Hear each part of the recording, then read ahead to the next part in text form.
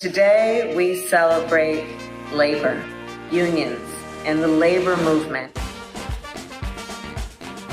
Unions create stronger communities. They bring people together, and they give workers a voice. When unions win, America wins.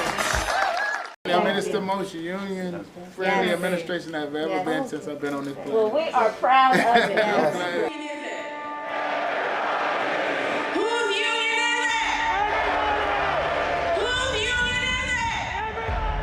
When union workplaces are safer, all workplaces are safer. And when unions are strong, America is strong.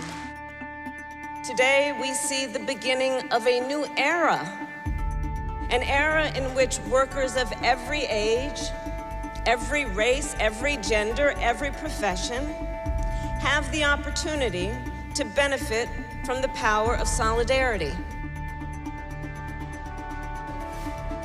And I promise you, our administration will be with you every step of the way.